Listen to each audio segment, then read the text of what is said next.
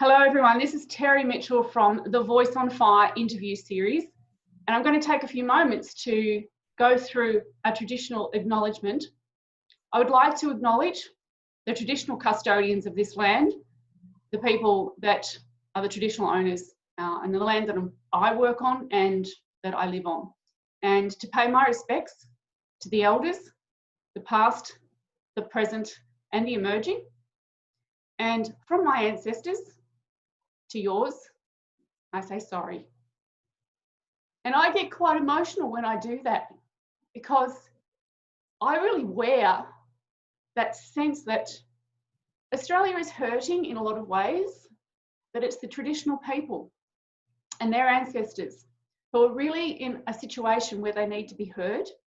And today's Voice on Fire is quite special because I get the chance to speak with Carly Stanley, who is somebody that's got a really important message to share.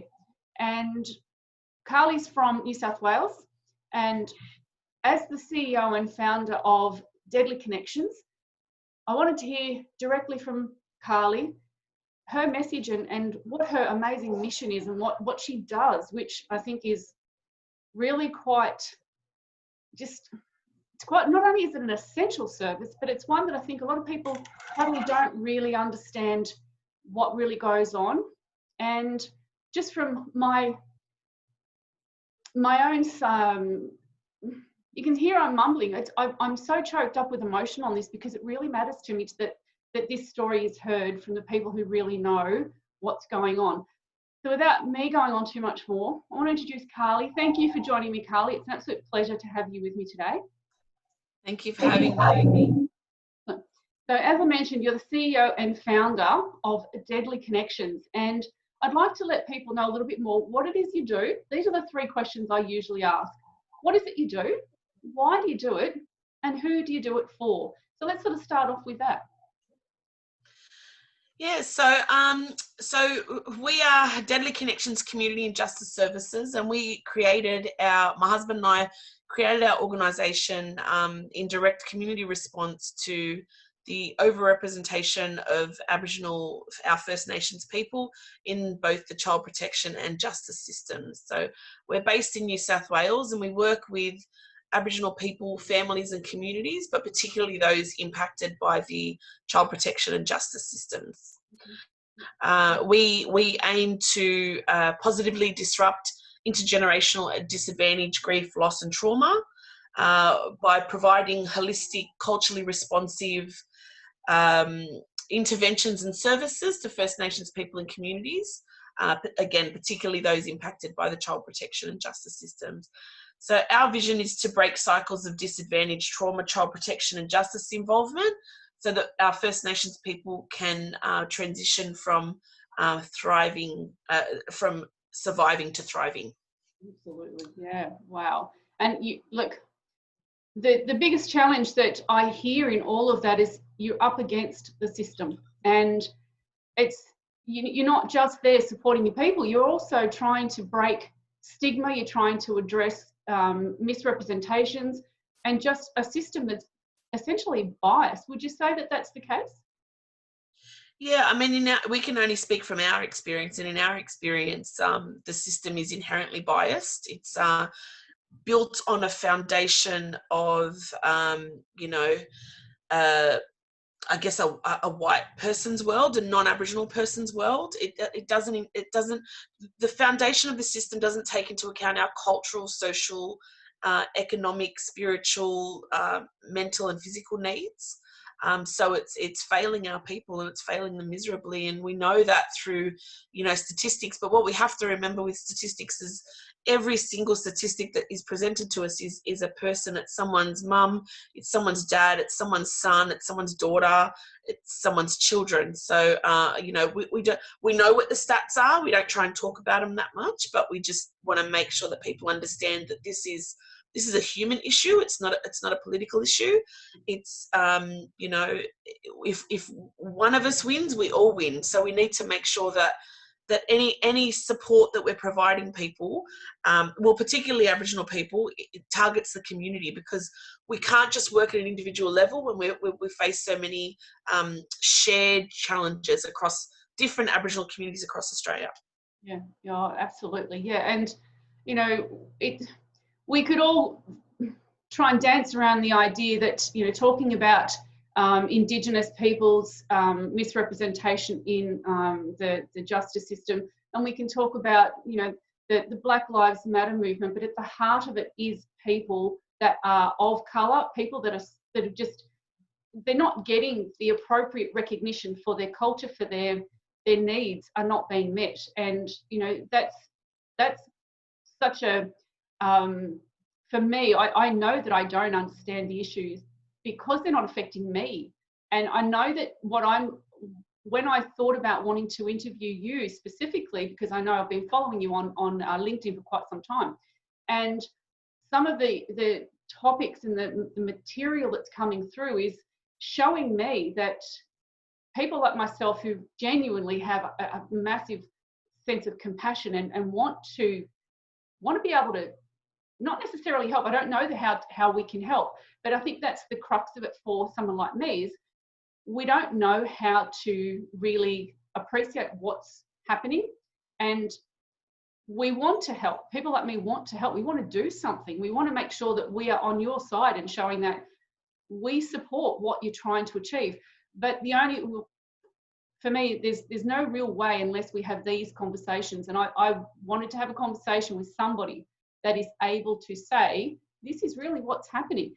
From a day-to-day basis, what are the sorts of things that you do? So when you've decided to create this amazing foundation or this business, what is it you see yourself doing each day? What's the standard sort of approach with everything each day? So every day is different because of the type of support that we provide. You know, we often intervene at times that are very critical for families. So we provide grassroots programs. The two programs that we're providing at the moment are our Deadly Families project, which works with First Nations mum and or dads with their own history of child protection and or current involvement with the justice system. We know that their parenting skills have been disrupted.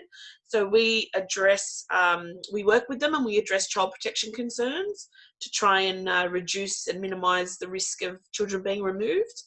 You know, if the children have already been removed, then we look at trying to get them restored or keeping them connected to their family, their culture and their community.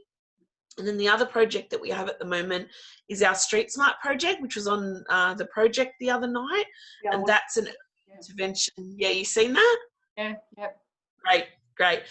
So that's just a snippet of sort of what we do with that, but that's an early intervention and prevention and diversion project, and we created that project. It's a youth-based street program, so we don't work from a youth centre. We are actually out on the streets engaging the young people that could be falling through the cracks, that might be engaged with the youth service, but in the areas that we work, the youth services don't often open until a bit later in the afternoon. I think in Glebe at 6:30 p.m. So we just want to try and keep the young people engaged in pro-social activities until the youth centre opens, and then we try and take them off there. The aim is to keep them off the street and to keep them out of trouble.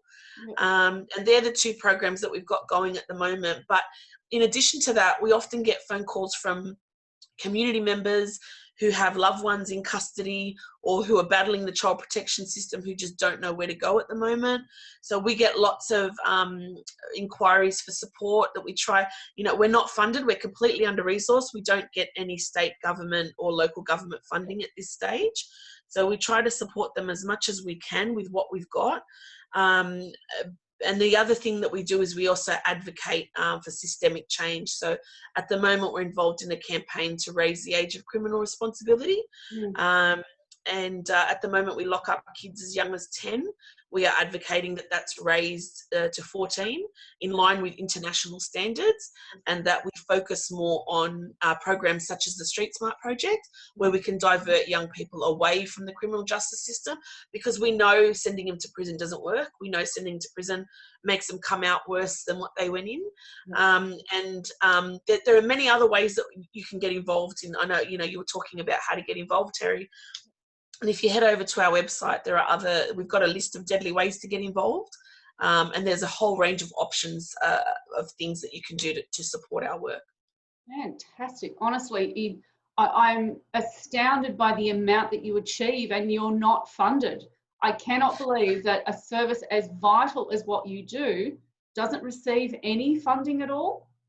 So we get a small amount of funding from the Australian Drug Foundation, which has helped us sustain the Street Smart project.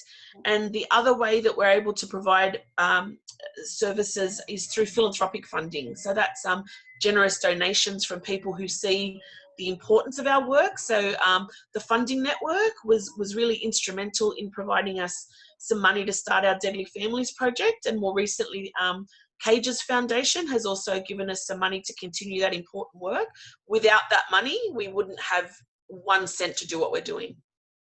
I'm astounded that there's no further support. Your services are just absolutely critical, and like, we don't have enough time today to talk about why the service you provide is so vital and how it even is needed in the first place, and why it shouldn't even be needed, except for the fact that it's pretty obvious our government is not focused enough on areas where support would be essential to help break cycles, whether that be with Indigenous people, whether that be with domestic violence. It's almost like too little too late, and I applaud you for what you're doing. I think what you're doing is not just essential, because obviously wouldn't, in one sense, and I don't mean this in any way that dismisses the situation, but just to try and say it from even how I see it, it really doesn't matter if you are an Indigenous child, or if it doesn't matter what background you've come from. If you've come to the country and you're not part of what Australia is said to be about, there's just no fairness in the system for you. There's just nothing there to support you, and the support is essential, because for Indigenous people particularly, I know you don't mention the statistics, but obviously for people that are going to watch this, statistics, some of them are going to want to understand those statistics. We might have some links in the description for the video, just to send them off to different locations if they want to find out a little bit more. I totally believe, yes, it is about people, it's about families, it's about, as you say, someone's son, someone's daughter, someone's child, someone's parent. We need to keep families together, but we also need to recognise people's culture and the significance of that to the Indigenous people. And I just think what you're doing is amazing, and the fact that there's no funding for it is, I'm floored. I really did not know. And I want to quickly flick to something that you mentioned. I believe it was your husband that was on the project, and he was talking about the Indigenous projects that you've got going on. Do you want to just maybe share a little bit more about that? Yeah, so I've already spoken about the 2 projects that we've got happening at the moment, but I think one of the really key messages that we wanted to get across on the project was the amount of money that's currently being spent on our child protection and justice systems. Yep. So 2018 financial year, $10.2 billion was spent in New South Wales alone on our justice system, which includes courts and police and everything else. But that's $10.2 billion. And, our people, in terms of statistically speaking, are 24 times more likely to be imprisoned than non-Aboriginal people. We know that, our young people are more likely to come to the attention of police. If they come to the attention of the police, they're more likely to be arrested. If arrested, they're more likely to be convicted. If convicted, they're more likely to be sentenced to a term of imprisonment. So, we know these things. The other thing is, we get referrals from government agencies, which demonstrates that there's a need for our service. There's nobody else in New South Wales doing what we're doing at the moment, so we're not here to duplicate anything. We're here to provide a culturally responsive service where we can. So, at every opportunity that we can, you know, with the resources that we're given. So, you know, our service is vital. Like it's so important, particularly for our communities, because they feel comfortable working with us. Yeah, oh, I would absolutely, 100%. And for those who may not have seen the project, and for any of the international viewers of this particular video, there will be a link to the Facebook page where the reference to the project. It's a TV program that's like a news and current affair program in Australia. And as mentioned, Carly's husband was speaking on that program about some of the projects that that they're working on through Deadly Connections. What I'd like to do is place that link into the description for this YouTube video so that you can actually go and watch it for anybody that wants to get a bit more of an understanding of what's going on. I'm really astounded, Carly. I feel like I could be picking my jaw up off the floor with all of this. You don't get government funding, yet they do government referrals to you. And I think that is just an absolute, that's a farce. That's in itself ridiculous. What I'd just like to perhaps take from just this part of the conversation is, you mentioned that that when Keenan was on the program, there was just sort of putting like the spotlight on what the services are about and what's happening with the funding. What is it that you would like to see happen in terms of, look, it's fantastic that you've got that current affairs program to place the whole of what you do in the spotlight. And obviously just this little part that I can play by giving you an opportunity to talk about it. What is it you'd really like to see happen, say, you know, in terms of if we could tap on the ears of say Scott Morrison, for example, and that's Australia's Prime Minister, for those who may not know. What would you really like to be able to say? Yeah, I think that we really need to be elevating and amplifying the voices of First Nations people and communities. We are the ones most affected by, you know, the challenges at the moment. And what people need to understand is colonisation is ongoing. It's not a process that just stopped. People can't seem to understand the link between colonisation and trauma and the way that that impacts on First Nations people and communities. You know, if you think about, you know, your saddest day where you just can't get out of bed and you've lost a family member and, you know, you've got a lot of significant personal stuff going on, that's what it's like for First Nations people almost every day with the challenges that we face. So I think, you know, hearing about the solutions from communities, hearing about the way that we know works. What we often get is we get government developing projects that they think are amazing. They don't consult with Aboriginal people, or if they do, it's very tokenistic. They don't embed or implement any of the recommendations. They go ahead with this project and then they say, and then it doesn't work because they haven't involved First Nations people. And then they say, oh, we throw all this money at First Nations people and we, you know, and the issues that they call them, we don't call them issues, we call them challenges because we don't talk about ourselves in a deficit. We're a very strong, resilient people, as I mentioned that on the project, and we've got solutions. We just lack resources. So it's really about working with Aboriginal people and communities on what they see as the best way to do things, and it's almost guaranteed to work if you're involving them from the inception sort of phase of the development. Yeah, I totally hear what you're saying, and the idea that the lady that was speaking on the project as part of that program was mentioning that all the different royal commissions that have been held. And to me, I personally think the royal commissions of any kind are an absolute waste of money and time. I don't see value in any of them. But the fact that they're willing to invest money in those sorts of investigations and the research, and as you say, at what point do they consult with you? At what point do they bring the people that are most affected in to have those conversations? That's right. And the thing is, Terry, they do these royal commissions and then they don't implement the recommendations. You know, so we've had the Royal Commission into Aboriginal Deaths in Custody. You know, the statistics are worse than what they were back then. We've got the Royal Commission that they undertook in Northern Territory after you've seen Dylan Voller, who's a very close friend of ours, strapped to the chair. who still struggles, you know, with what happened to him back then. And, you know, you've got the Pathways report that was done by the Australian Law Reform Commission. The government hasn't even responded to that report yet, where they've made really, really key recommendations around both the child protection and the justice system. The government's yet to respond to that report, and that's 2 years old. Oh, that's just so typical, isn't it? It's just so typical. It's like there's no priority unless it's making money for the country.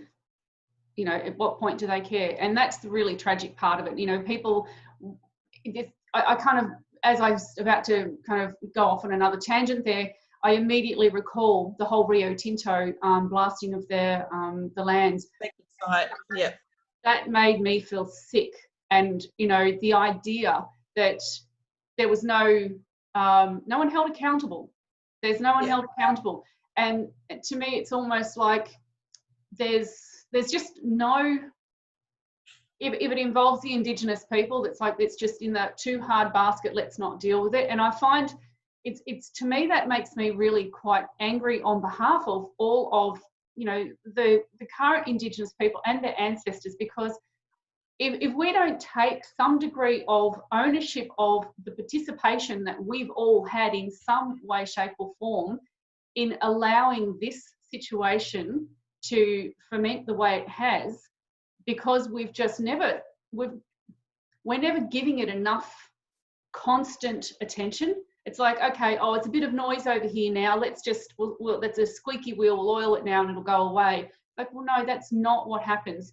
These people are like, I want to raise, the one thing I keep wanting to come back to, and my mind goes off on 1,000 tangents, but the one thing I really want to come back to, for those who are not familiar with the Indigenous heritage of Australia, of Australia, I'd like just to have you just put into a context the significance of the Indigenous people of Australia. You know, they're the oldest living culture.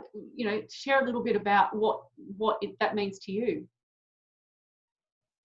Yeah, I mean, you know, our connection is to the land. We, you know, our histories and our culture is passed down through our sacred sites, you know, and through our own landmarks. You know, the Opera House isn't a place of significance for us because it's been man-made. You know, we've got sites that predate, you know, there's discussions around 120, 150,000 years, maybe even more. Yeah. So, you know, yeah, I can't even really put into words how important it is to us, because that's the foundation of all that we know, you know, and our culture. And it's just, you know, I guess people think about, you know, when vandals break into graveyards and decimate and you know, graffiti, and people are outraged. You know, it's where people are laid to rest. It's supposed to be a nice space. It's you know, a similar thing for us. It's sacred sites are the same for us. You know, burning down of a church. That's what it feels like for us. You know, the church in Paris that got burnt down, they raised, I think, $50 million or something within the first day of that church burning down. Yeah. We don't get the same respect for our sacred sites because it's not within the, I guess, the non-Aboriginal framework of what a special place is supposed to look like or feel like. Yeah, absolutely, absolutely. And I think that's what's really tragic, is we're not able, for some reason, we just don't seem to make the connection between what we see as significant and why that would be seen as significant in a different context for someone else. And for me, it's really is. It's about, and something you mentioned earlier, you know, if we were having a sad day and you know, we'd lost somebody and we didn't want to get out of bed, that sort of feeling, I actually wanted to say, Carly, I imagine that would be then amplified by 10 for how you guys really feel what is happening, because ultimately your culture is between, as we acknowledge at the moment, between 40 and 60,000 years strong. And yet in the last 200 odd years, my ancestors have come along to this land, and it's like we just don't care. And I am not trying to downplay the significance of some of the good things that can come from the colonisation. But we have to acknowledge that there is going to be a massive emotional trauma and also a disconnection from what is your own, as you say, the cultural connection to land. And we need to be able to have these conversations and feel that we can acknowledge each other. And you know, I've often heard that the people of the non-Indigenous heritage are saying things, well, you know, that's history, just get over it, move on. And it's, when I hear that, I'm actually quite emotionally shocked that people would feel that desensitized to the whole story, because it means to me that there's maybe just not enough conversation happening about the significance of connection to land. And I got very emotional when I was doing the traditional acknowledgement, because I find there's just such an immense sense of love within the Indigenous people about their sense of who they are and their connection to their history and their storytelling. And I love hearing the fact that you call your people the mob, because it just, to me, that's like a big heartfelt hug of your people. That's what it feels like to me when I hear that. And it's like, I feel like my people don't even know what that's like. And I think what we miss out on is because we don't come from it. We're from a very nuclear, individualized, it's all about me kind of culture. And that's historical. We've had that for centuries.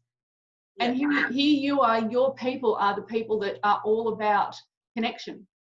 And that word just means so much. And it does. And that's why, you know, when we refer to our elders, we call them auntie and uncle. Like I was actually working the other day, and my 2-year-old and came into the office, and I had a photo up on the computer, our first sort of team photo with all of our staff members.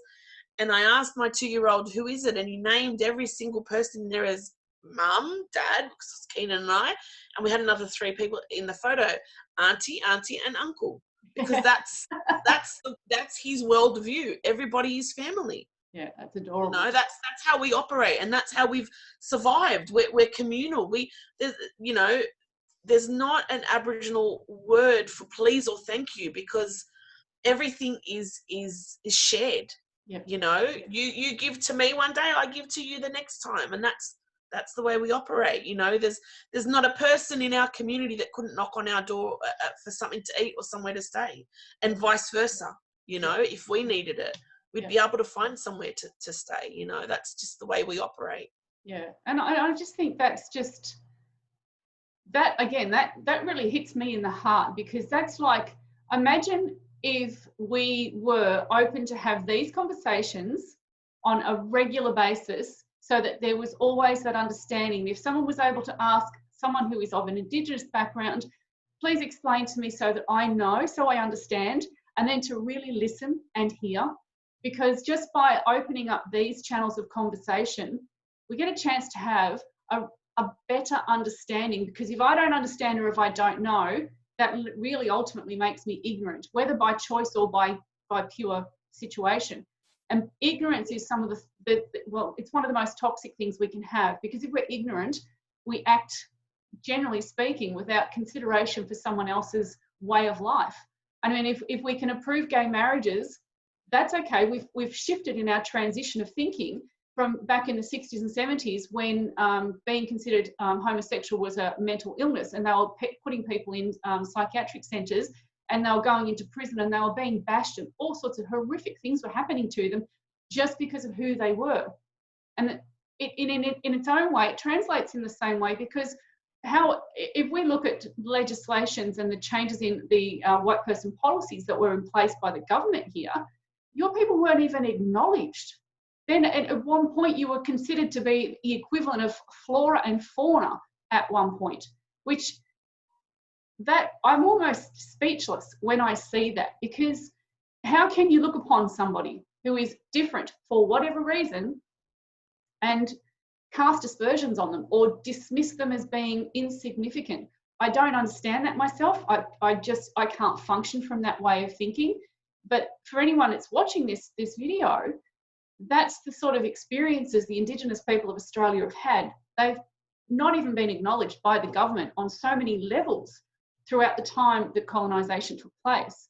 So it's really, really and still now, current day, like this isn't something that's happened in the past, and I think that's where people get caught up. You know, it's something that happened before my time, and well, no, it's still happening. They're still removing children, they're still splitting families up, they're still criminalizing trauma, criminalizing poverty.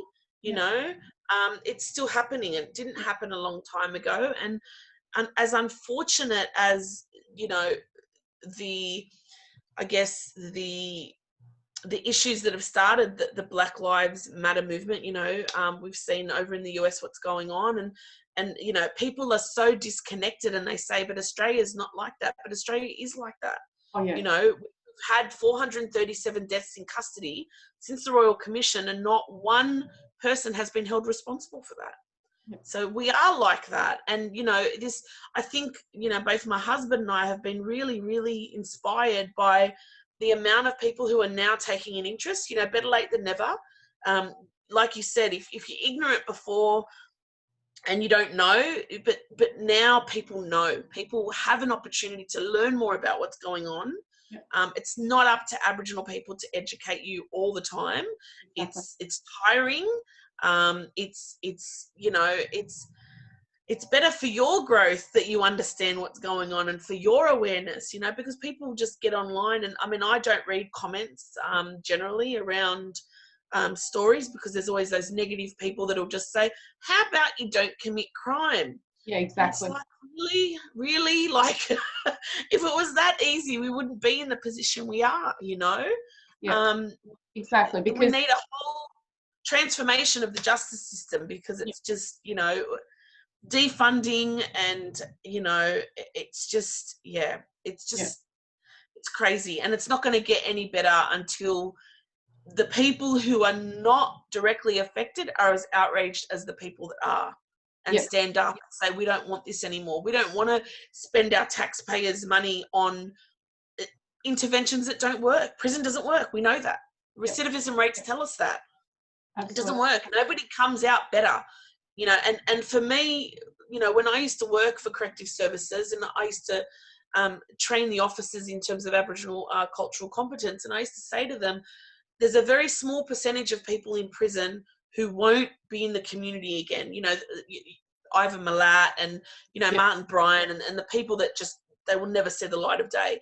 But for the majority of people in prison, and I'm talking about both First Nations and non-Aboriginal people, they will be joining us at some point in the community again. Now, I know what type of a neighbour that I would like. I would like a neighbour that feels supported, connected, can provide for themselves and their family without doing crime, has a safe place to stay, is connected with mental health support, is connected to healing opportunities where there might be trauma. We know the majority of women in prison are mothers. You know, what happens to the families when they go to jail? So I know what type of a neighbour that I want. I know what type of a neighbour that most people want. But for the people that keep advocating lock people up, it's concerning.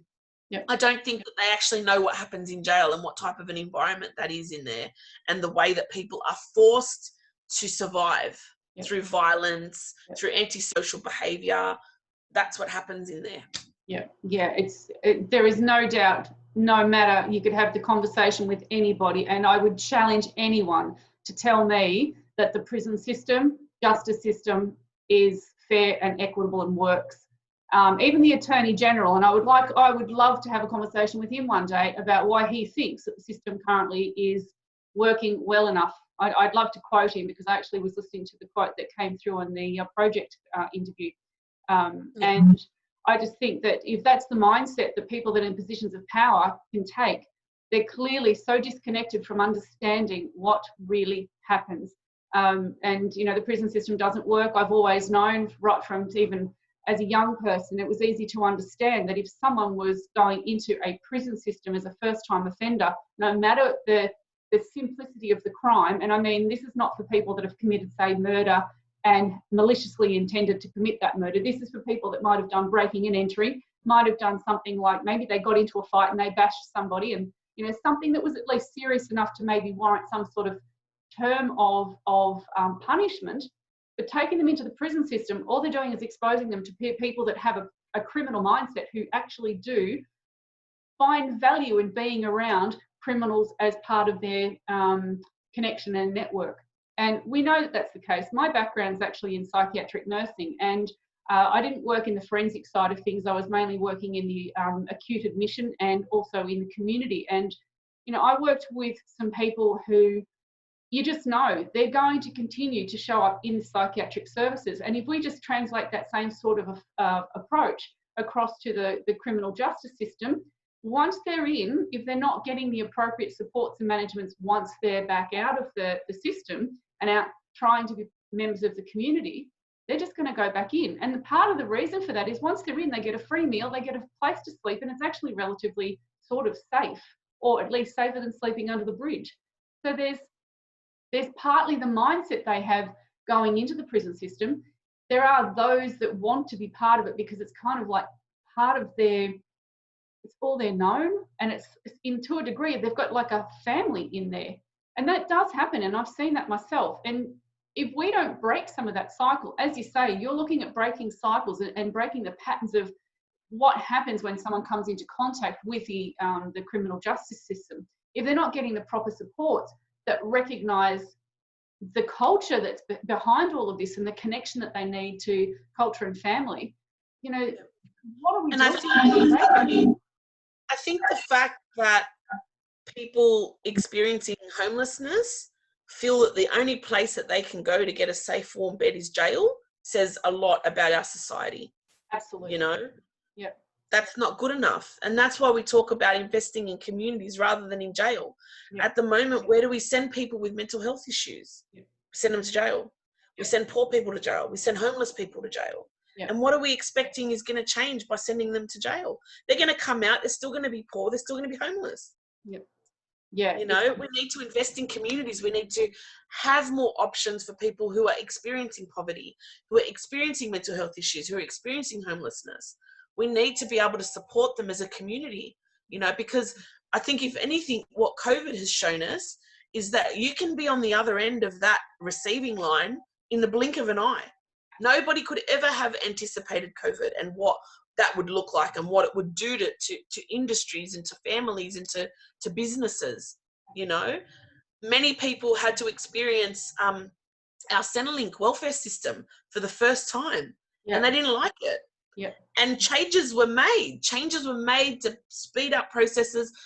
Money was increased, you know. Why can't we do that all the time, you know? Exactly. Why do we need to have an absolute fundamental crisis before we take action? And I've been critical of all the systems of Australia and pretty much the global systems. We, particularly as Australia, and as much as I'm very proud to be, you know, able to be in this country, and I do understand from many conversations I have that Australia is one of the better countries to live in. I totally appreciate that. That's fantastic in the way that it happens for me.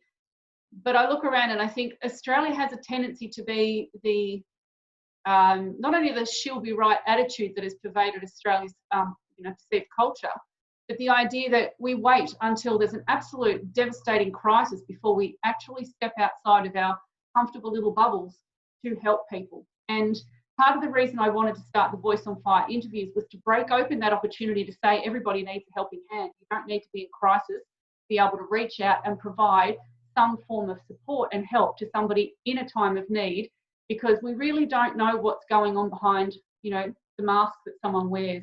You know, I could go out in the street and smile my face off, but what's going on for me inside? What is really going on? And we need to think about that. And as you've mentioned, if someone's having a bad day and they don't want to get out of bed and they're feeling awful, that's you know, we can have those sort of days. But if someone's going through that because of other factors and circumstances that we don't know about, at what point do we step up and say, you know what, I have a responsibility to my fellow human being? When do we do that? And that's why I wanted to create these platforms and give people like yourself the chance to say, hey, we need to be heard. We need to have these conversations.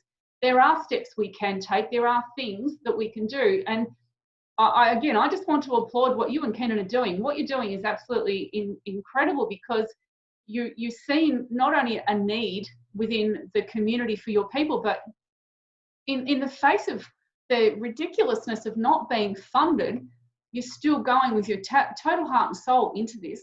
And, you know, I saw within the interview on the project, some of the young kids and the engagement that you had on the street that just was just, you could see the smiles on their faces. They felt connected. They felt like someone was listening. And then I heard one of them say she was scared of the police.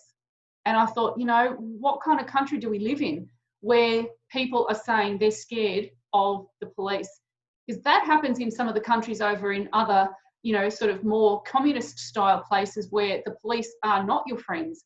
So why are we perpetuating that here? You know, where's that connection that we need where we reach out and we help everybody? And I think that's something that, you know, you guys are just doing in, you know, by the bucket load. And I think, you know, hats off to you for what you do. I think it's amazing. And just to sort of come back to something that I was talking with you about earlier, are there any other things that you want to see that you would like to reach out to people and ask for us to either do in support, or is there anything you could recommend that we do? And I believe you were talking about some funding that you were looking to obtain. Yeah, so we have a GoFundMe page set up at the moment. And if you go to GoFundMe and you search Deadly Connections, it'll come up. And maybe you can also include the link in the story. But what we're trying to do is we're trying to create a cultural community and social justice hub for justice involved people. And although we take a focus on Aboriginal people, we actually work with anybody who's justice involved. So we need a space where we can provide, you know, employment pathways that are sustainable for justice involved people. We need to be able to provide wraparound support when they're coming out of custody. We need to be able to provide connection to culture, not just for justice involved people, but for community members who also want to learn more about Aboriginal culture. And people who want to give back. You know, we want opportunities for the community to break down those barriers and to see that generally the people that are in jail, generally, and I'm not saying always, are broken, and they just need some support to put themselves back together. You know, we've got people, when people talk about jail, they automatically think of violent rapists, sexual predators, because that's what we're fed through the media. When in fact, there's a lot of people sitting in jail for non-violent drug offences. Yep. You know, we've got a huge proportion of our people returning to jail for justice procedure offences. That means that they may have missed a parole appointment, they may have, used a substance because they're battling with substances and they don't have the appropriate support. And they're going back to jail for these things. They haven't hurt anyone, they haven't committed another offence, but they're being sent back to jail for it. So these are the types of things that we want to be able to address through our community hub, and that's what we're trying to raise money for at the moment. And today is the last day of the tax season for this year, and because we're a registered charity with full DGR status, all of our donations are 100% tax deductible. Oh, fantastic! All right, if that's not incentive enough for people to be able to help you, I don't know what is. It's just astounding to me that what you're talking about in terms of the types of support that your Indigenous people need, but not only that, just even the non-Indigenous people that are constantly going into prison. Effectively, we just need to provide them with supports that are already available. The resources are already there. We're just not distributing them properly. We're not providing the level of support to the degree that we know that it's needed. And, you know, there's just, you know, it just astounds me that there's not enough equity in the distribution of those services. And you know, you were mentioning earlier about the 10 point something billion being spent in New South Wales. Just a small portion of that being allocated. 1%. That's what we say. 1% is all we need at the moment. You know, just to get us started, to show that we can have the impact that we're saying we can have. Yeah, but 1% is a lot of money from that budget.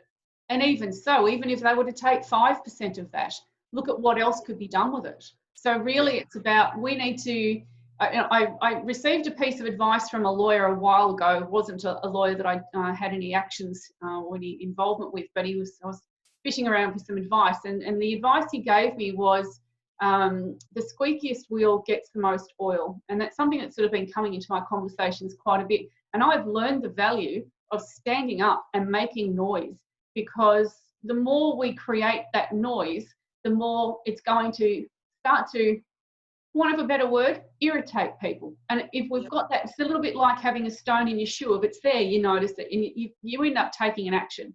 And I think sometimes we need to be able to bring just that irritation to the people who are not really maybe getting it. Maybe they're hearing it, but they're just not listening. Maybe they just don't understand it. Maybe ignorance.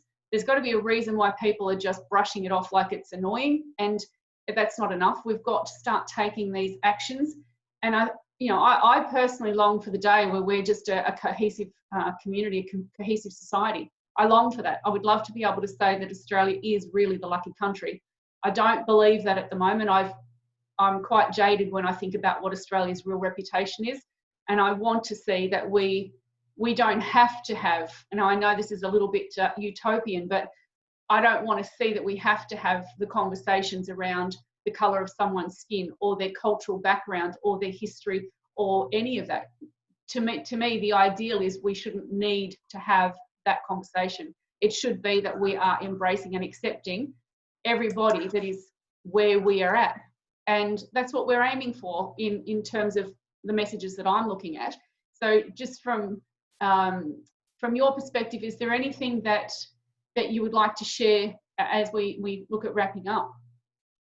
Yeah, I think just head over to our website, www.deadlyconnections.org.au, and there are many other ways that you can get involved. Obviously donations are fantastic, but we also understand that, particularly with COVID and everything that's gone on, people might not be in a position to donate, and we understand that.